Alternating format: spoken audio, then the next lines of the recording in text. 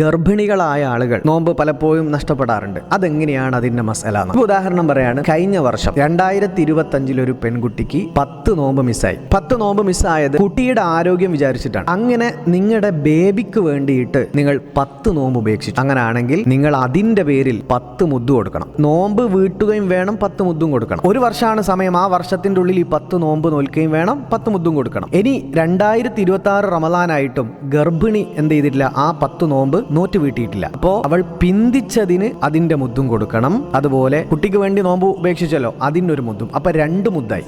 ഒന്ന് ഓൾറെഡി കുട്ടിക്ക് വേണ്ടി നോമ്പ് ഉപേക്ഷിച്ചതിന് മുദ്ദുണ്ട്. രണ്ടാമത്തെ മുദ്ദ് ഇങ്ങനെ വന്നു. 11 മാസമാണ് സമയം. ആ 11 മാസമായിട്ടും നോമ്പ് വീട്ടാതെ ഈ റമദാൻ വരെ പിന്തിപ്പിച്ചു. ആ പിന്തിപ്പിച്ചതിന്റെ ഫലമായിട്ട് ഒരു മുദ്ദ് എക്സ്ട്രാ. ആ മുദ്ദടക്കം ഒരു നോമ്പിന് 2 മുദ്ദ്. അപ്പോൾ എന്ത് ചെയ്യണം? 10 നോമ്പിന് 20 മുദ്ദ് നമ്മൾ എന്ത് ചെയ്യേണ്ടി കൊടുക്കേണ്ടി വരും. സ്വന്തം ശരീരത്തിന്റെ കാര്യം ഭയന്നുകൊണ്ടാണ് ഒരു പെണ്ണ് നോമ്പ് ഉപേക്ഷിച്ചതെങ്കിൽ ആ പെണ്ണ് മുദ്ദ് നിർബന്ധാവില്ല. കുട്ടിക്ക് വേണ്ടിയെങ്കിൽ മാത്രമേ മുദ്ദ് നിർബന്ധാവൂ. സ്വന്തം ശരീരവും കുട്ടിൻ്റെതും കൂടി ഭയന്ന്, രണ്ടും കൂടെ ചില സിറ്റുവേഷൻ അങ്ങനെ ഉണ്ടാവും. മുദ്ദ് നിർബന്ധമല്ല. പ്യുവർലി കുട്ടിയുടെ കാര്യം മാത്രം ആലോചിച്ച് നോമ്പ് ഉപേക്ഷിച്ചെങ്കിൽ മാത്രമേ മുദ്ദ് നിർബന്ധാവുകയുള്ളൂ. ഇതെല്ലാവരും എല്ലാ ആളുകളിലേക്കും ഷെയർ ചെയ്ത് കൊടുക്കുക. നമ്മുടെ പ്രകാശതീരം സ്റ്റാറ്റസ് വീഡിയോ എങ്ങനെയാണ് കിട്ടുന്നത് എന്ന് ധാരാളം ആളുകൾ ചോദിക്കാറുണ്ട്. താല്പര്യമുണ്ടെങ്കിൽ, കമ്മ്യൂണിറ്റി ആയതുകൊണ്ട് നിങ്ങളുടെ നമ്പർ മറ്റാരും കാണൂല. ഈ നമ്പറിൽ നിങ്ങൾ മെസ്സേജ് അയച്ചു കഴിഞ്ഞാൽ നിങ്ങൾക്ക് ആ ഗ്രൂപ്പിലേക്കുള്ള ആക്സസ് കിട്ടും. അല്ലാഹു സുബ്ഹാനഹു വ തആല വിജയിപ്പിക്കട്ടെ.